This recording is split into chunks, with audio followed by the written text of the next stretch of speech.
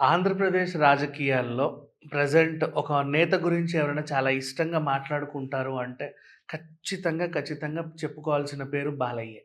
ఎందుకంటే ఎక్కడో హిందూపురం ఎమ్మెల్యే అయినప్పటికీ వరుసగా 3 సార్లు హ్యాట్రిక్ గెలిచాడు. ఇక సినిమాల విషయానికొస్తే డబుల్ హ్యాట్రిక్‌లు, ట్రిపుల్ హ్యాట్రిక్‌లు, హ్యాట్రిక్‌ల మీద హ్యాట్రిక్‌లు. అండ్ నెక్స్ట్ సామాజిక సేవ విషయానికొస్తే బసవ తారకం. దేశంలోనే, ప్రపంచంలోనే రెండో అతిపెద్ద క్యాన్సర్ హాస్పిటల్. అండ్ అప్పుడప్పుడు మొదటి స్థానానికొస్తది. అప్పుడప్పుడు రెండో స్థానానికొచ్చినప్పటికీ కూడా పూర్తిగా ఫ్రీ అక్కడ చికిత్స. ఎంతోమంది క్యాన్సర్ నుంచి బయటపడి ఈరోజు కొత్త లైఫ్ స్టార్ట్ చేసిన వాళ్ళున్నారు. అండ్ ఇకపోతే ఇండస్ట్రీ వైస్‌గా చూసుకుంటే ఖచ్చితంగా మాట్లాడుకోవాలి 'అన్‌స్టాపబుల్' గురించి. ఎందుకంటే చాలామందికి పెద్ద పెద్ద వాళ్ళ పైనున్న నిందలని, అపవాదుల్ని, అపోహల్ని చెరిపేసుకునే ఒక కార్యక్రమంలాగా తయారైంది. అవన్నీ చెరపడానికి బాలయ్య ఉన్నాడు మళ్ళీ మాట్లాడుకుంటే. చంద్రబాబు నాయుడు గారు, ఎన్టీఆర్ వెన్నుపోటు విషయమైనా, వైఎస్ఆర్ గారి హెలికాప్టర్ ప్రమాదమైనా, ఇంకేమైనా ఏదైనా సరే, ఈవెన్ పవన్ కళ్యాణ్ గారి 3 పెళ్ళిళ్ళ విషయమైనా, ఇట్లాంటివన్నీ తర్వాత ఎవరు డిస్కస్ చేయకుండా ఉండాలంటే ద ఎండ్ కార్డ్ అనేది పడింది మాత్రం 'అన్‌స్టాపబుల్‌లోనే'. ఇది మాత్రం అందరూ ఒప్పుకోవాలి. ఇట్లా సామాజికంగా, సినిమా పరంగా, రాజకీయ పరంగా ఏ రకంగా చూసుకున్నా సరే, ఏదో ఒక చోట టాప్ ట్రెండింగ్‌లో బాలయ్య పేరు ఖచ్చితంగా వినిపిస్తా ఉంటది. సో, ఇప్పుడు మళ్ళీ ఎందుకు ఈయన గురించి మాట్లాడుకుంటున్నాం అంటే, రీసెంట్‌లీ అందరికీ ఒక చిన్న ఇదుందనమాట. బాలయ్యకి మంత్రి పదవి ఇస్తే బావుండు అనుకున్నారు చాలామంది. ఎక్స్‌పెక్ట్ చేశారు. అంటే 3 టైమ్స్ ఎమ్మెల్యే అయినప్పుడు ఆ మాత్రం ఇవ్వాలి.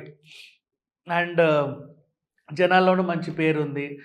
సామాజికంగా గాని అన్ని అంటే లైక్ తనకంటూ ఒక ఇది ఉండాలని చాలామంది కోరుకున్నారు. కాకపోతే ఎందుకు తను తీసుకోలేదంటే ఈస్ వెల్ బిజీ. చాలా బిజీగా ఉన్నాడు. కేవలం హిందూపురం నియోజకవర్గం మాత్రమే చూసుకోవడం కాకుండా, ఓ పక్క సినిమాలు, ఓ పక్క రియాలిటీ షోలు, ఇప్పుడిప్పుడు మళ్ళీ ఇంకో పక్క ఈ యాడ్స్ బయట చూసుకుంటే 'వేగా జ్యువెలర్స్' లేకపోతే 'వారాహి సిల్క్స్' ఆ రియల్ ఎస్టేట్ యాడో ఇంకేవో.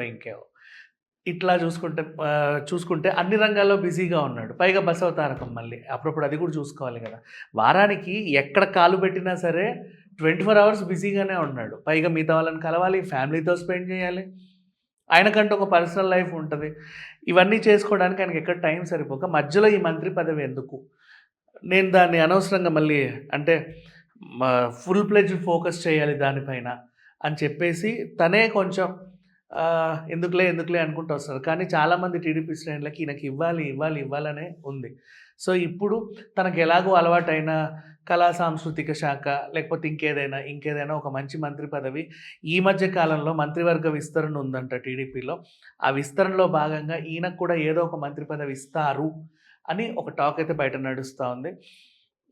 ఇది మంచి విషయమే చెప్పాలి అనుకుంటే. వినడానికి చాలా బావుంటది. బాలయ్యకి అవార్డొచ్చిన, ఏదైనా అరుదైన రికార్డ్ సాధించిన, ఆయన సినిమా రిలీజ్ అయినా, అతని నుంచి ఏదన్నా ప్రొడక్ట్ లాంచ్ అయినా, వాటెవర్ అందరికల్లా ఆయన వైపు తిరగడం మనకు తెలిసిన విషయమే. ఎందుకంటే అటెన్షన్ గ్రాబింగ్ అనేది ఎక్కువ ఉంటది బాలయ్య విషయంలో. మరి అది ఆ చామ ఎక్కడి నుంచి వచ్చిందో తెలీదు.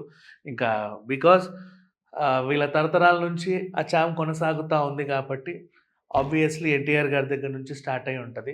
సరే ఏదేమైనప్పటికీ బాలయ్యకైతే మంత్రి పదవి ఇవ్వబోతున్నారని, అది ఏ శాఖ అయితే బావుంటదో మీకేమన్నా అనిపిస్తే కామెంట్ రూపంలో తెలియజేయండి. అండ్ నెక్స్ట్ వీలైతే కళా సాంస్కృతిక శాఖ ఇద్దామనుకున్నట్లుగా వార్తలైతే బయటికొచ్చాయి. బట్ ఏదనేది ఇంకా పూర్తిగా డీటెయిల్స్ అయితే తెలీదు. ఆ మంత్రివర్గ విస్తరణ వచ్చేంత వరకైతే వేచి చూద్దాం. Thank you so much.